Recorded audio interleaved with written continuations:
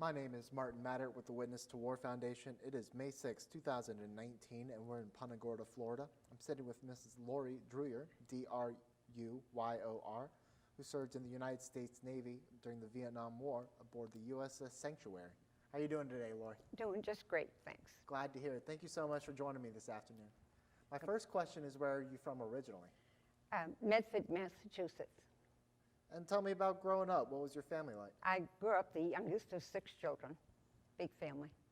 Went to 16 years of, 18 years of parochial school in the Boston area. What were your parents like? I've always considered myself the luckiest person in the world. I had wonderful parents and wonderful siblings. Very, very lucky. What did your dad do for work? My dad he was a mechanic, but he had his own business and sold, remember Kaiser Fraser, Henry J. That's what he sold, yeah. And how about your mother? What did she do? She was at home. She stayed at home all the time. Now, growing up, do you have any hobbies, any interests? I'm not so sure. I'm not so sure that I necessarily had hobbies. Certainly had a lot of interests. I loved school. Believe it or not, I did. I liked school. Now, has there been a military history in your family at all? Fathers, uncles? I had a brother who was in the Navy for 2 years after the before the Korean War. And he was in the Navy for 2 years. The only time he got aboard a ship was to bring a message. This is down at Newport, Rhode Island. And he was always envious of the fact that I got to spend a year on a ship. And was joining the military something you ever thought about doing growing up, or did you have other plans for when you got out of school? I joined the military to see the world. And I did. I saw a little bit more of it that I had not been aware of. It was not on my wish list, but I did see it. So walk me through that process. When did you decide you were going to join the military? After graduating from Boston College, a friend of ours, myself and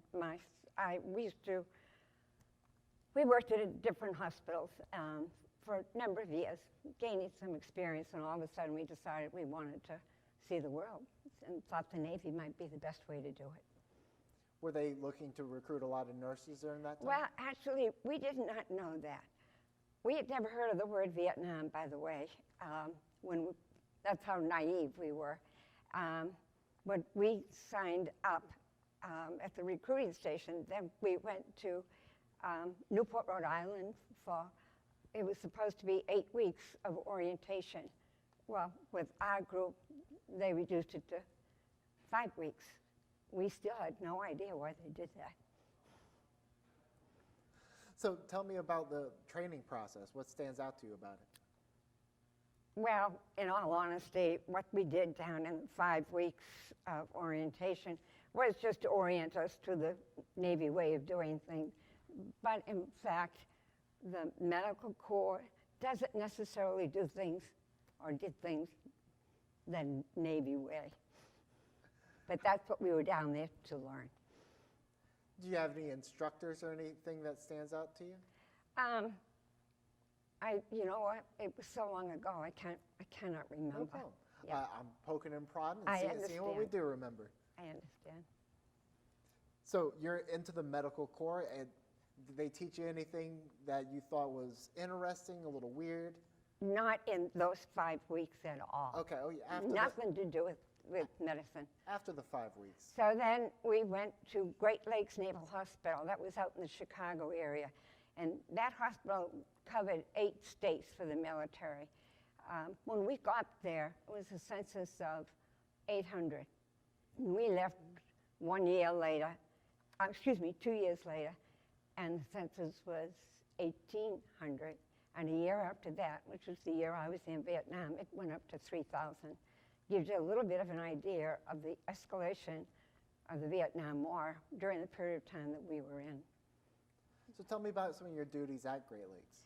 When we were at Great Lakes, we had a lot of nursing experience, but we actually developed new skills. We were dealing with all medevac coming back from Vietnam, and some of them were very, very serious condition.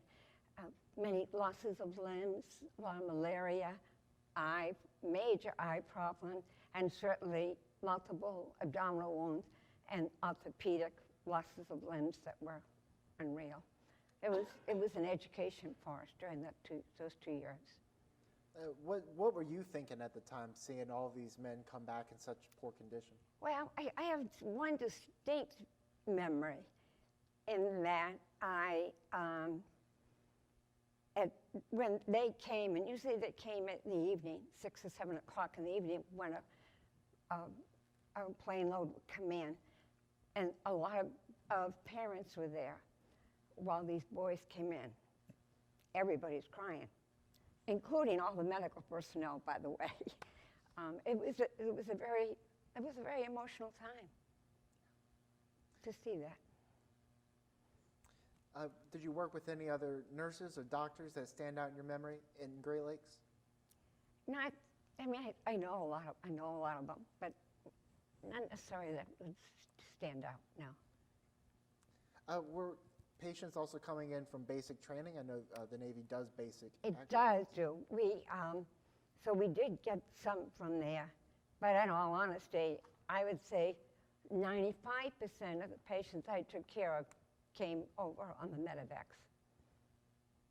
So after working there for a few years, did you want to go to Vietnam? Yes, there were 3 of us that were close, and we all chose where we wanted to go. So and whatever they chose for us, all 3 were going there. So one chose Cusco, one chose, I don't know, the Philippines or someplace, and I did choose Vietnam. And I won, so to speak.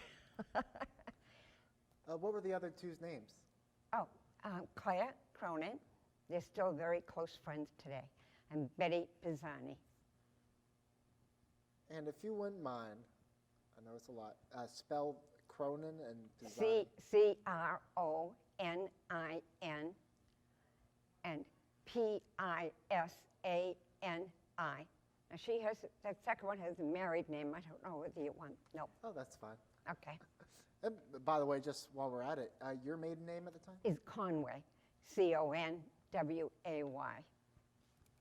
So 1967, you've volunteered to go to Vietnam. Tell me about getting ready to go. Were you married at the time? No, I was not married. We were still very naive to a certain degree, believe me. But the idea of being over there was kind of exciting for us. The idea of living on a ship was also kind of exciting. None of us had ever lived on a ship before. It wasn't something that I was even thinking of when I wrote down Vietnam. It was just I was so overwhelmed with everything coming in from Vietnam. That was what was on my mind. But anyways, we reported to the USS Sanctuary out in Mare Island in California, and then took it on a month-long cruise over to Da Nang.